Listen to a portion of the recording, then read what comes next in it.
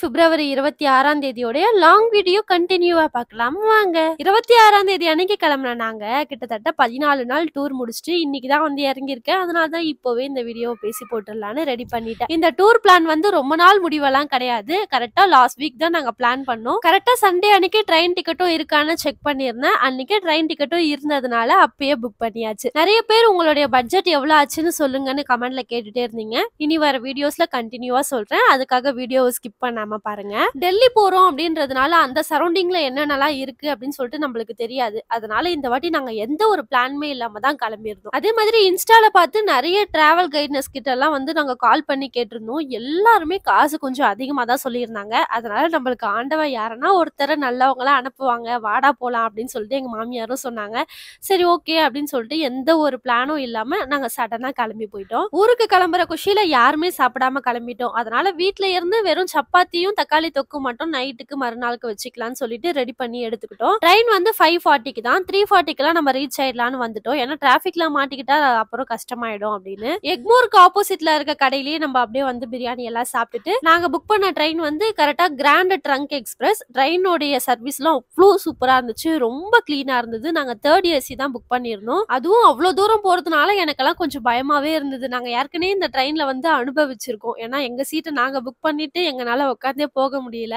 அந்த அளவுக்கெல்லாம் நாங்க வேற ஊருக்கு போகும்போது இது பண்ணியிருக்கோம். இந்த வாட்டி அந்த டென்ஷன் எதுவுமே கிடையாது. நீங்க டெல்லி போறீங்க அப்படின்னா கண்டிப்பா 3rd ஏசி புக் பண்ணி போங்க. எல்லாமே சூப்பரா இருந்துச்சு. ஆனா என்ன ஒண்ணு அப்படின்னா ட்ரெயினை பொறுத்த வரைக்கும் சாப்பாடு வந்து சுத்தமா நல்லா இல்ல, எதுவுமே நல்லா இல்ல. அது மட்டும் கொஞ்சம் மாத்திருந்தா நல்லா இருக்கும் அப்படின்னுட்டு என்னுடைய கருத்து. ஒரு டீ வாங்கினா கூட 20 ரூபா வாங்கிக்கிட்டு கண் எதிர்க்க பால் ஊத்தி டீ போட்டு கொடுக்காம தண்ணியை ஊத்தி டீ போட்டு கொடுத்தாங்க. அதனால குழந்தையெல்லாம் கூட்டிட்டு போறதா இருந்தீங்கன்னா பால் பவுடர் இதெல்லாம் வந்து ஃபர்ஸ்ட் சேஃப்டியா எடுத்துட்டு போயிடுங்க. 26ஆம் தேதி ட்ரெயின் ஏறினா நாங்க 28ஆம் தேதி காலையில 5 மணிக்கெல்லாம் நியூ டெல்லி ரயில்வே ஸ்டேஷன் போய் இறங்கிட்டோம். இறங்குற அந்த இடத்துலயே டிராவல்ஸ் கைட்னஸ்க்காக நிறைய பேர் நம்மள வந்து கூப்பிட்டுட்டே போவாங்க. ஆனா நாங்க வந்து யார்கிட்டயுமே போகல. இல்ல நிறைய எங்களுக்கு வந்து டிராவல்ஸ் இருக்கு, நாங்க வந்து ஆல்ரெடி புக் பண்ணிட்டோம் அப்படின்னு சொல்லிட்டே நாங்க வந்துட்டோம். ஆனா நாங்க எந்த ஒரு புக்கிங்கும் பண்ணவே இல்லை. அப்படியும் எங்களை வந்து ஒருத்தர் விடாம கரெக்டா அந்த நியூ டெல்லி ரயில்வே ஸ்டேஷனுக்கு ஆப்போசிட்லயே ஒரு சந்து இருக்கும். அந்த நேர் சந்துக்கா நடந்து வந்தீங்க அப்படின்னா கார்னர்ஸ் ஆஃப் எர்த்னு ஒரு ஆபீஸ் இருக்கும். அங்க கூட்டிட்டு வந்தாரு. சரி எப்படியா இருந்தாலும் நம்ம ஒரு டிராவல்ஸ் கிட்ட பேச தானே போறோம், இவங்க கிட்டயே நம்ம எல்லாம் கேட்டுக்கலாம் அப்படின்னு சொல்லிட்டு நாங்களும் ஓகே அப்படின்னு சொல்லிட்டு அவங்க கிட்ட போய் எல்லாமே பேசினோம். இது வந்து ப்ரமோஷன் கிடையவே கிடையாது. இந்த 14 நாள் எங்களுக்கு எப்படி போச்சுன்னு உங்களுக்கு நான் ஷேர் பண்ணிக்கிறேன். அவ்வளவுதான்.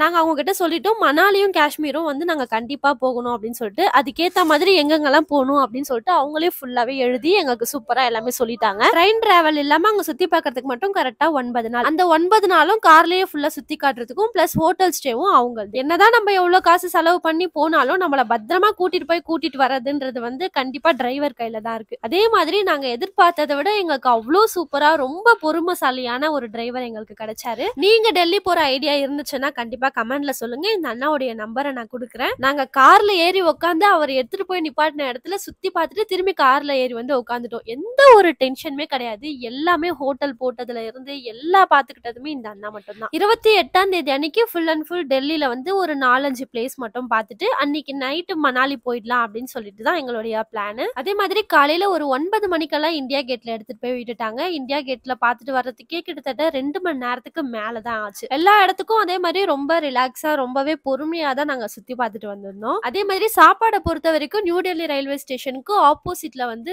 ஒரு திருநெல்வேலி கடை ஒண்ணு இருக்கும். நாங்க இந்த 9 நாள் சுத்தி சாப்பிட்ட சாப்பாடுலயே அங்க சாப்பிட்டதுதான் எங்களுக்கு ரொம்ப ரொம்ப பிடிச்சது. அங்கதான் எங்களுக்கு நல்ல சாப்பாடும் கிடைச்சது. தமிழ்நாட்டுல இருந்து நிறைய ஸ்கூல் பசங்க எல்லாம் வந்திருந்தாங்க. எங்களுடைய ட்ரெயின்ல வந்து ஒரு 30 பசங்க கிட்ட நம்ம தமிழ்நாட்டுல இருந்து கூட்டிட்டு வந்திருந்தாங்க. அதுவும் முக்கியமா கவர்மெண்ட் ஸ்கூல். ரொம்ப ஹாப்பியா இருந்துச்சு. நாங்க இந்த பிளான் வந்து நிறைய வாட்டி போட்டிருக்கோம். ஆனா எந்த வாட்டியுமே சக்சஸ்ஃபுல்லா போயிட்டு வந்துருவோம் அப்படின்லாம் நாங்க நினைக்கவே இல்லை.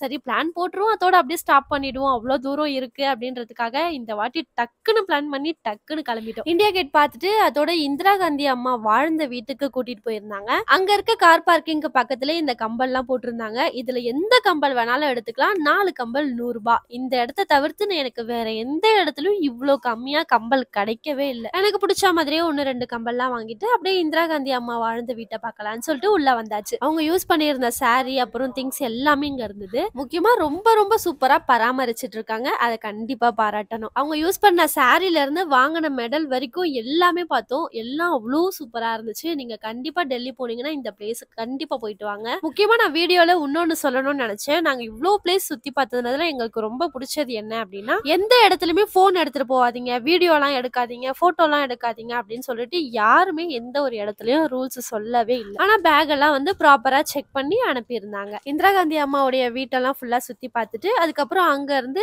சரோஜினி மார்க்கெட்டுக்கு கூட்டிட்டு வந்து விட்டுட்டாங்க. நாங்க பண்ண பெரிய தப்பு என்னன்னா, எங்க ஊர்லயே ட்ரெஸ் எல்லாம் எடுத்துட்டு வந்தோம். அதுதான் நாங்க பண்ண பெரிய தப்பு. நீங்க எந்த ஊர்ல இருந்து வரதா இருந்தாலும் ஒரே ஒரு Dress கூட புதுசா அங்க இருந்து எடுக்கவே எடுக்காதீங்க. எல்லாமே டெல்லிக்கு வந்து எடுங்க. எல்லாம் அவ்வளோ ரேட் கம்மியா அவ்வளோ சூப்பரா இருந்துச்சு. ஏன்டா நம்ம ஊர்ல Dress எடுத்தோம் அப்படின்னு சொல்லிட்டு நான் ரொம்ப ஃபீல் பண்ணேன். ஆனாலும் அங்க போயும் நான் விடல. ஒரு 3000 ரூபாய் கிட்ட எல்லா பர்ச்சேஸும் பண்ணிட்டேன். அதே மாதிரி டெல்லியில இருந்து மணாலி காஷ்மீர் போற மாதிரி இருந்தீங்கன்னா அங்க போய் ஜர்க்கின்லாம் வாங்கலாம்னு நினைக்காதீங்க. கண்டிப்பா டெல்லியில தான் எல்லா ரேட்டும் கம்மியா இருக்கு. மணாலிலயும் காஷ்மீர்லயும் ரேட் எல்லாமே அதிகம் தான். சரோஜினி மார்க்கெட் சுத்தி பார்க்கறதுக்கே 3 மணி நேரம் கிட்ட ஆயிடுச்சு. அதோட ஸ்ட்ரைட்டா குதுப் மினார் வந்து சுத்தி பார்த்துட்டு அதுக்கப்புறம் மகாத்மா காந்தி தாத்தாவுடைய நினைவிடத்துக்கும் போயிட்டு ரெட் ஃபோர்ட்டும் போய் சுத்தி பார்த்துட்டு வெளியே வரும்போது கரெக்டா 7 o'clock கிட்ட ஆயிடுச்சு. சரி இதுக்கு மேல எங்கேயும் வேணாம் அப்படின்ட்டு மணாலி கிளம்பிட்டோம். இனி வர வீடியோஸ்ல நிறைய த்ரில்லிங்லாம் இருக்கு. கண்டினியூ பார்க்க ஃபர்ஸ்ட் நம்ம சேனலை சப்ஸ்கிரைப் பண்ணிக்கோங்க. இதோட நான் நெக்ஸ்ட் வீடியோல வரேன். வீடியோ பிடிச்சா முதல்ல லைக் பண்ணிட்டு சப்ஸ்கிரைப் பண்ணிட்டு போயிடுங்க.